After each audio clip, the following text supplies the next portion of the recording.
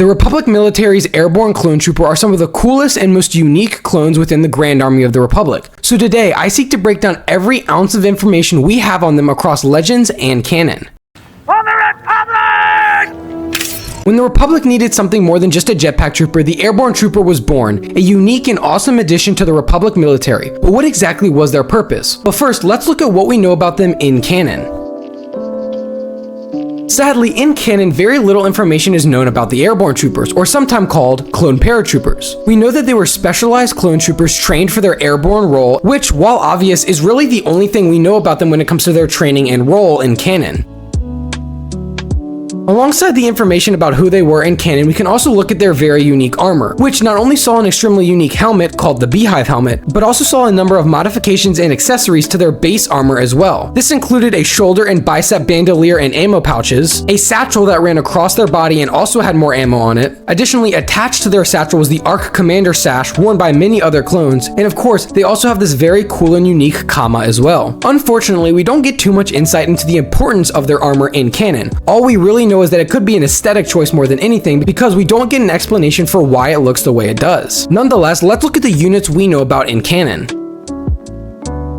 Now, there's very limited information about the squads in Canon as well. We know that squad composition could have paratrooper snipers among their ranks, but that's all we know about squad composition. In terms of named squads we know about, we only know about the 2nd Airborne Company within the 212th Attack Battalion. And because of this knowledge, we also know of their one major mission.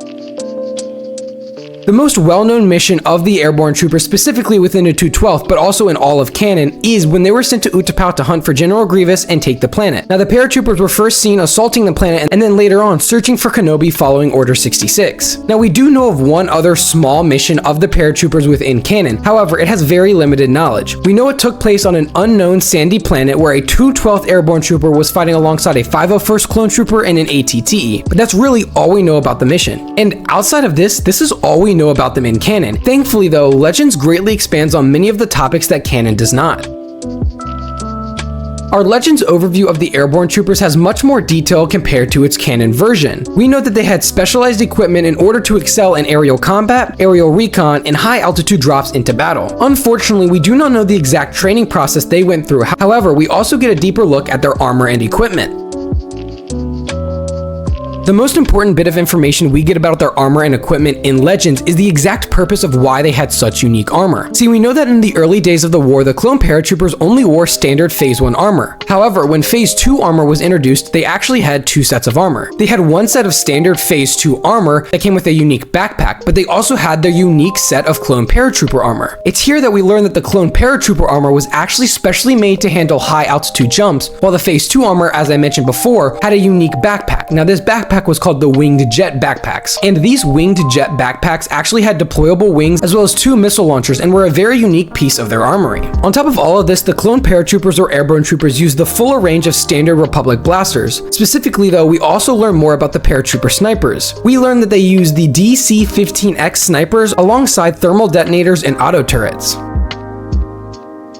Thankfully, because of Legends, we also know about significantly more units that had airborne troopers. To start off, of course, there is the 2nd Airborne Company, but because of Legends, we specifically know of Parjai Squad, being led by Sergeant Barlax within the 2nd Airborne Company. However, outside the 2nd Airborne Company in Legends, we also know of at least 4 other paratrooper units. That includes a number of units within the 187th Legion, a dedicated division within the 501st, as well as a corps known as the Sky Corps, though we don't know much more about it, and finally, Clone Commander Keller's unit. Although it is worth mentioning that Clone Commander Keller does wear an airborne helmet, but all of the troops in his squad that we see are either wearing Galactic Marine armor, or some of them are wearing Phase 2 clone armor. Nonetheless, let's look at where these units were deployed. As I mentioned before, we know that the airborne troopers were deployed to Utapau, specifically the 2nd Airborne Company. However, we also know that in Legends, the 2nd Airborne Company was deployed to Gaftakar and Mariel. Alongside this, we know that Keller's unit was deployed to Tula, but again, it's worth taking this information with a grain of salt due to their complexity of their composition. Finally, we know that there was a number of airborne units at the Battle of Magito, as well as Coruscant. Unfortunately, we have very little details about all of these units' involvements in these engagements, and for the most part, we only know that they were at the battle based on an offhand mention of them. Nonetheless, now that we've established who they were during the Clone Wars, let's take a look at who they were during the Empire, both in Legends and in Canon.